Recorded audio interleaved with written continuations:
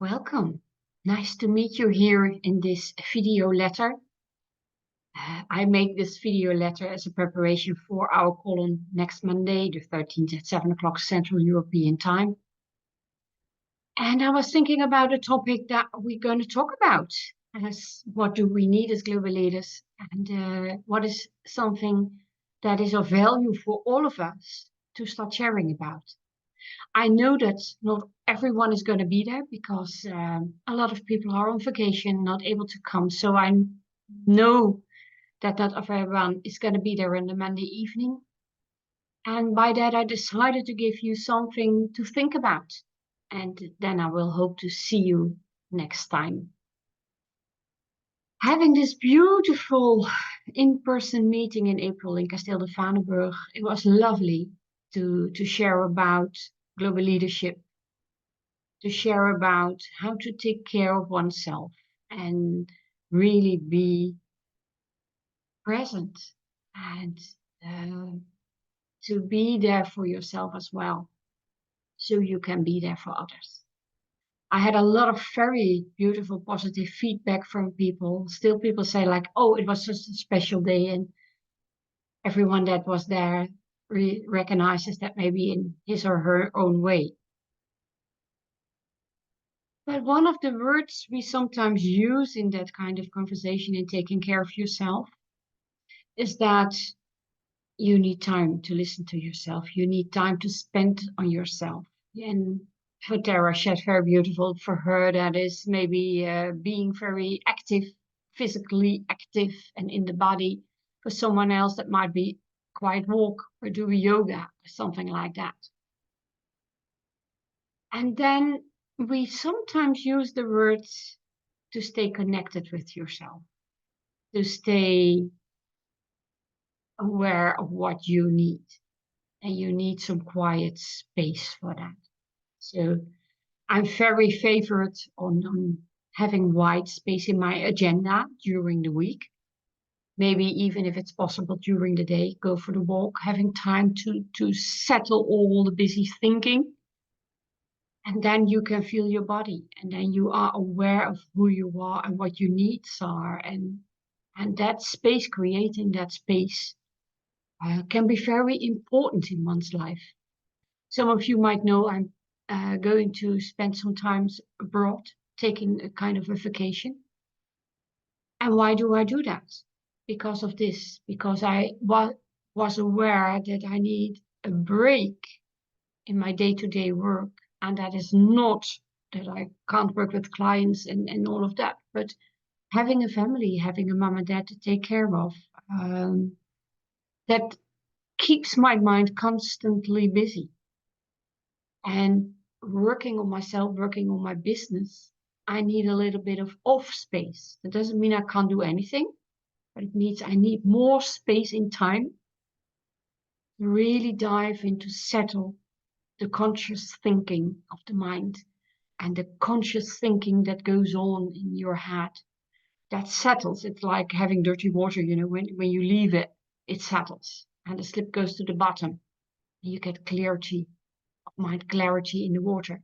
So for that clarity, it's good to have a little bit of a break. But yesterday evening, I had a beautiful conversation with Tara, and she shared with me, yeah, but it needs a lot of time and effort. And that made me think. And that is one of the things I asked her, like, what is it, a topic you would love to talk about on Monday evening? And I thought, but this is something I would like to explore. And it's not me telling you how it works. It's not me telling you how to do things. But I would love to explore this as a starter in this video and talk about it on the Monday. How does it work for you? And what do you see for yourself? It's an invitation to go find out for yourself. What does it mean to listen to yourself? What does it mean to be more aware of the signals in your system? How is it working in general for the human being?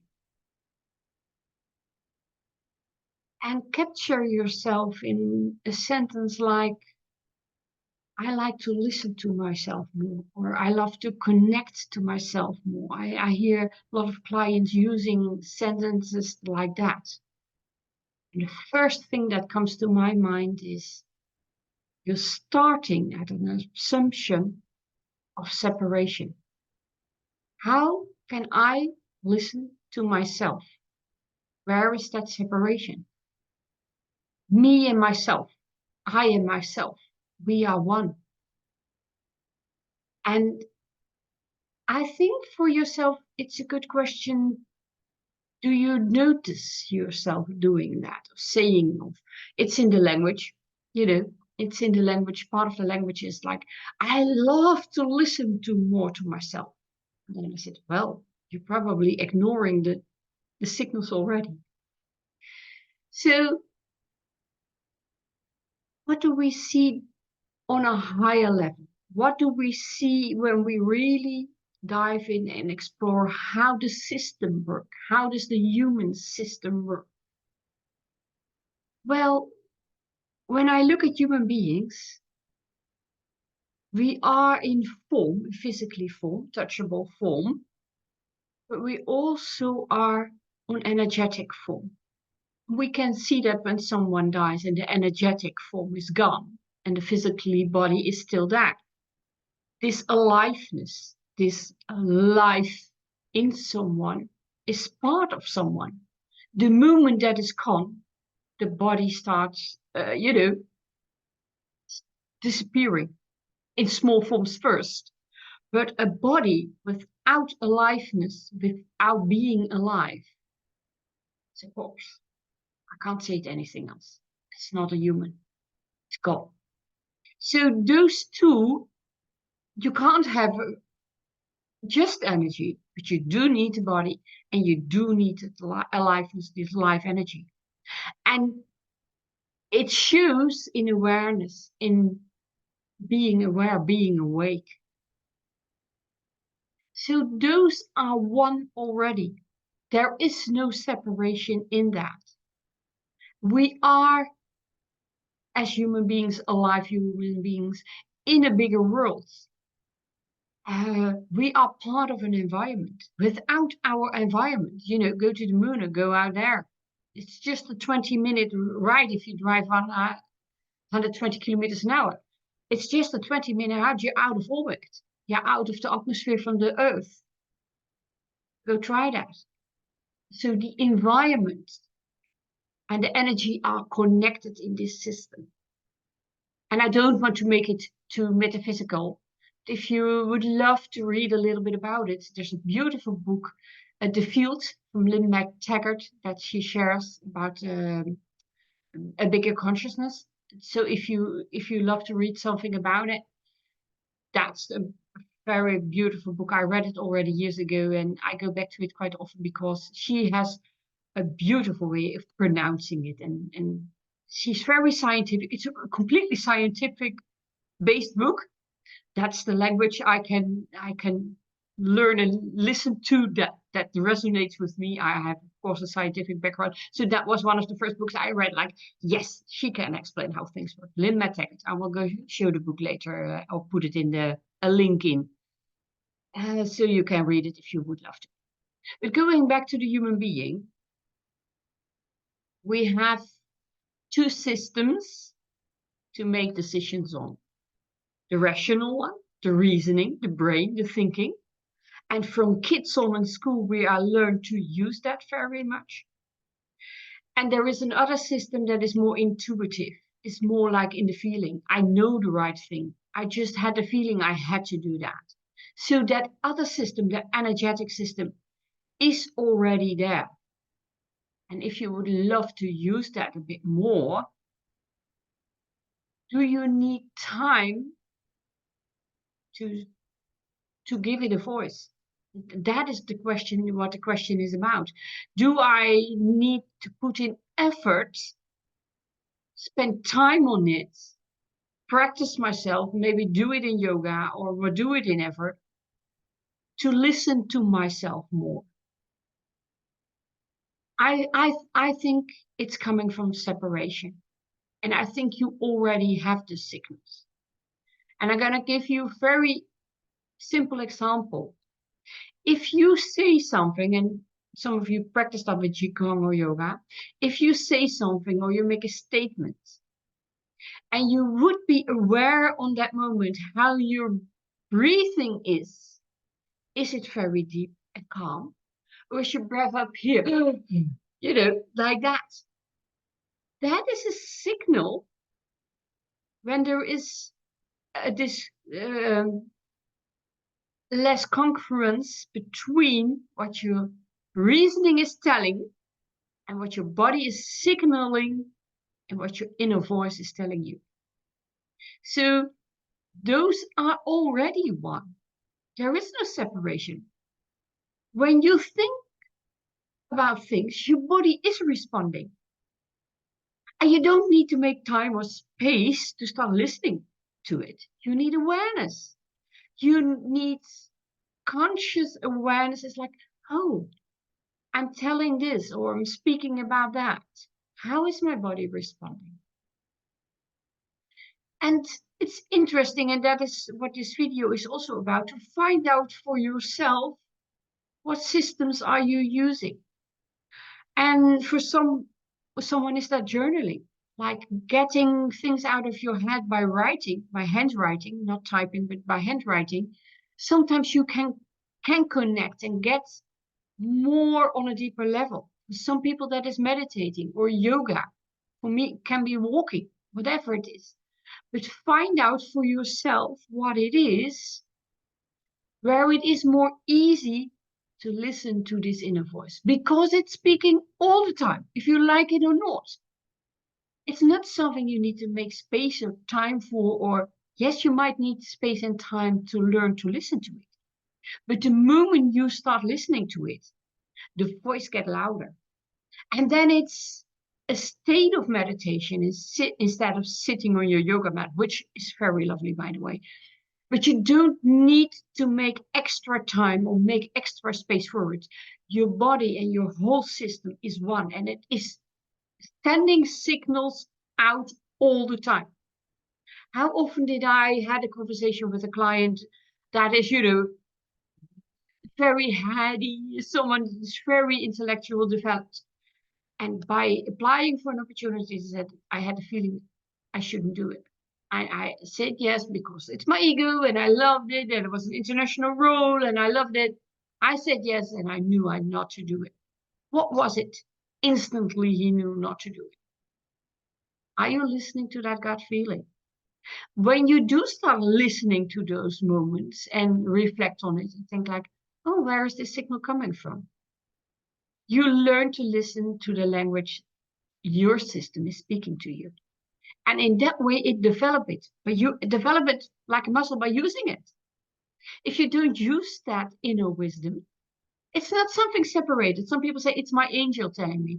That is a metaphor. That is, language is always about symbols, speaking in symbols. And some people call it an angel. Some people, you know, whatever. It's not outside of you. It's part of you. You're part of a bigger energy. You're part of a bigger whole. You're part of this environment. We all live in that energy. You are made out of that energy. You are alive. As you listen to this video, you must be alive. Otherwise, you couldn't listen to it. That means that the aliveness energy is inside of you. It's part of you. It's giving you messages all the time. All you have to do is being aware of it. Bring it into your consciousness. Be aware of, oh, this is what it wants to share. And that doesn't mean you always have only to listen to that, but to balance both cognition and this inner wisdom. That is how you're made, to have it both, and to use both, and to bring that together, bring that in alignment. The signals are there, but are you listening to that? And then, of course, you can do some extra invitation. I love journaling. I love meditating. I find my own way. Sometimes it's this, more that. The more time you spend on it, the muscle is built in listening to it. And in the beginning, it might be voices in the head shouting. When you notice for yourself when it's loud, it's not this inner wisdom. It's the voices in the head, you know. And yes, you need a little bit of time to separate those two. And I noticed that the inner wisdom, the inner knowing, is a quiet voice. It's a whisper almost. It's a very positive or um, very direct. It's sometimes it gives me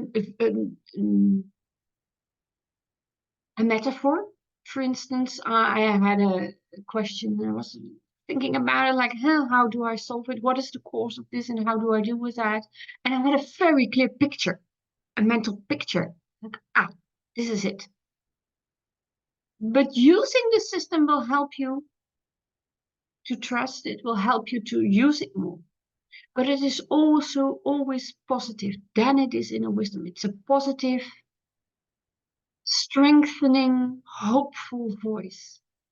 When it's critical, when it's like, you're never going to make it, you're never going to do it, then it's not your inner wisdom. Then it is your inner voice, your critical inner voice from the reasoning, from the cognition. So, this is what I would love you to think about. How does that work for you? Is there something you see fresh and new? Are you aware that it is something not outside of you, but that you are already it? That your inner wisdom is part of you? That you can tap into it all the time? And ask yourself the questions. How did it show up unexpected? Sometimes I have that. I have just this click moment. Sometimes I have them in the car. I had one a few weeks ago. I was scheduling for going to London and having a busy week and work hard. And I was sitting in the car looking at the moon. I think, Ellen.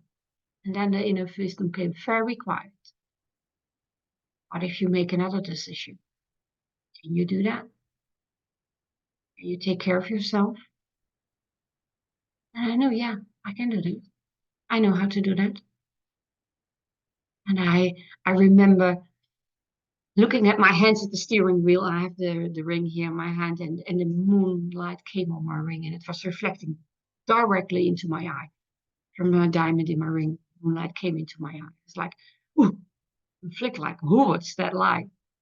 I said, oh yeah, that is how sometimes it wakes me up. It makes me consciousness.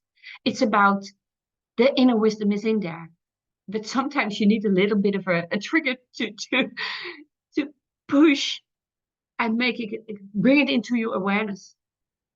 Then you think, oh yeah, I have an inner wisdom. Have I maybe been so busy thinking, doing the right things that I did not listen to that? And then it's a question I ask myself, how do I make space to listen to more to it? Are you taking time to listen to the signals of your body? Do you notice your shoulders when you are like that? It's a little signal, but we are perfectly made. The body and the system is giving signals all the time. Are we willing to listen to it? Do I bring it? Do I allow it in my consciousness? And the more you listen to it, the stronger the voice gets. And you know it's love. It's not there to criticize you. It's like, Ellen, you're doing the stupid thing. Just make time for yourself. No, it's like, oh, what if you made a different decision? So, everything is inside of you. Ask yourself questions if you want to be there on the Monday, and maybe if you can't be there on the Monday, write for yourself. Do I listen to those signals? Can I invite it more? Can I consciously invite it by asking questions? How do I do that? How does that work for me? When does it come uninvited? And do I listen to it? Do I appreciate it? Do I love myself? How beautiful I'm made. How beautiful are you? That your beautiful voice is coming through all the time. Do I listen to that? And how do I invite it more into my life? And then next level step is, how can I use it more to create impact in the world? And that is something we're going to explore on the Monday. So if you can be there, please be. We're going to share and also make it more practical in how can we use it to build a business? How can we use it to achieve results in the world? How can we use it in our strategy? How are we consciously inviting wisdom in to be the best you can be? So, hope to see you on the Monday. If not, have a nice vacation and see you next month. Love you all. Bye.